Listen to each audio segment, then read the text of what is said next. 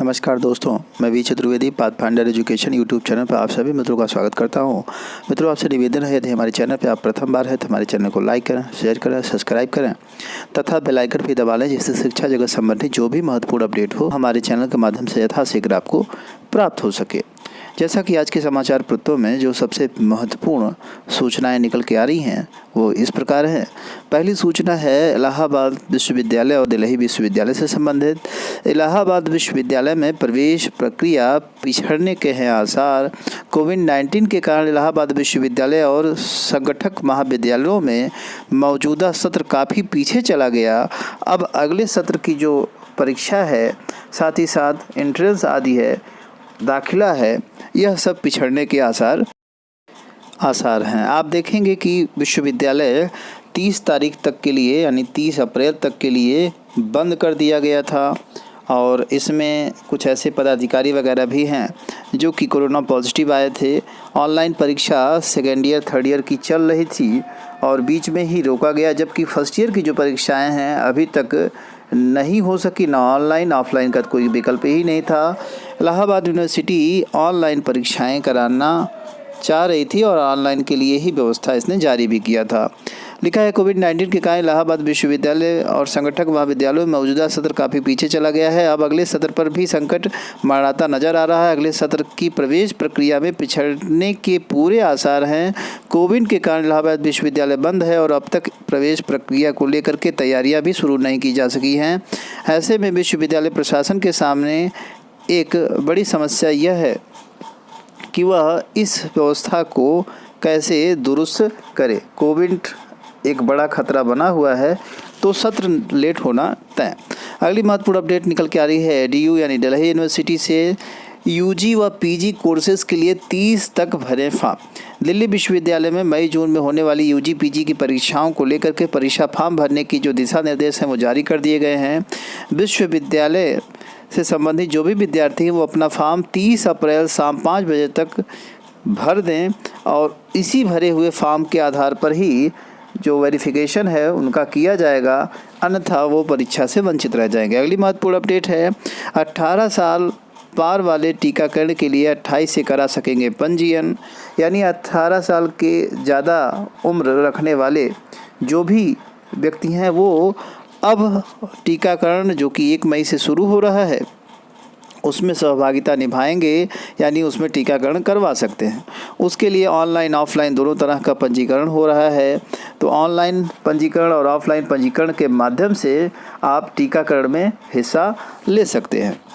और अगर बात करें ऑनलाइन पंजीकरण की, तो ऑनलाइन पंजीकरण के साथ साथ लिखा है 24 अप्रैल से कोविड वेबसाइट को अपडेट कर दिया जाएगा। इसके 4 दिन बाद लोग अपना पंजीकरण करा सकेंगे, यानी 28 से। हालांकि वैक्सीन लगाने के लिए एक व्यवस्था यह भी है कि अगर आप ऑनलाइन पंजीयन नहीं करा पाए हैं तो शाम 3 बजे के बाद वैक्सीन सेंटर पहुंचकर सीधे पंजीयन करा सकते हैं, यानी सीधे पंजीयन की भी सुविधा रहेगी और वैक्सीनेशन आप करा सकते हैं। तो आप ज़्यादा से ज़्यादा वैक्सीनेशन कराएं, जिससे कि आने वाली जो समस्याएं दिखाई दे रही हैं वो समाप्त हो सकें। अगली महत्वपूर्ण अपडेट निकल के आ रही है, अब 3 पाली में खुलेंगे सरकारी कार्यालय, यानी सरकारी कार्यालयों की जो समय सारणी है उसको फिर से 3 पालियों में बांट दिया गया है। और दूसरी महत्वपूर्ण सूचना निकल के आ रही है, सीबीएसई बोर्ड कक्षा 9 से 12 तक का जो पाठ्यक्रम है उसमें एक बार पुनः से बदलाव की सूचना निकल रही है, यानी फिर से इसमें बदलाव किया जाएगा। हालांकि ज़्यादा कुछ नहीं बदलने वाला है, बस थोड़ी बहुत चैप्टर्स इधर उधर होने वाले हैं, लेकिन फिर भी पाठ्यक्रम में बदलाव होगा। अगली महत्वपूर्ण अपडेट निकल के आ रही है, कोरोना संक्रमण रोकने के लिए वीकेंड कर्फ्यू आज रात 8 बजे से शुरू हो जाएगा। कर्फ्यू शनिवार और रविवार पूरे दिन और सोमवार सुबह 7 बजे तक चलेगा। इस दौरान आवश्यक सेवाओं से जुड़े लोगों की छोड़कर किसी भी प्रकार के व्यक्ति को बाहर जाने की अनुमति नहीं होगी। औद्योगिक इकाइयों से जुड़े कर्मचारियों को फैक्ट्री तक जाने की इजाज़त रहेगी। परिवहन विभाग की बसें आधी क्षमता के साथ चलेंगी। काफ़ी सवारी गाड़ी जैसे ऑटो रिक्शा टेम्पो आदि नहीं चलेंगे। अगली महत्वपूर्ण अपडेट निकल के आ रही है, सत्यापन नहीं करा रहे हैं बीएसए। 69,000 शिक्षक भर्ती। बेसिक शिक्षा परिषद सचिव का 26 तक का कार्य पूरा कराएं, ऐसा आदेश। लेकिन 69,000 शिक्षक भर्ती में जो सत्यापन का काम है वह बीएसए नहीं करा रहे हैं। बीएसए जानबूझ करके सत्यापन का कार्य रोके रहते हैं, जिससे भविष्य में उनको आर्थिक लाभ भी मिल सके। यही सब कारण होते हैं कि ज़्यादातर सत्यापन रुके हैं और आज भी सत्यापन नहीं हो रहा, जबकि आदेश 26 तक सत्यापन करा लेने की बात कही गई है और ऑनलाइन सारे डाटा उपलब्ध भी हैं। अगली महत्वपूर्ण अपडेट निकल के आ रही है। बीईओ 2019 के जो चयनित है उन्होंने नियुक्ति की मांग की है।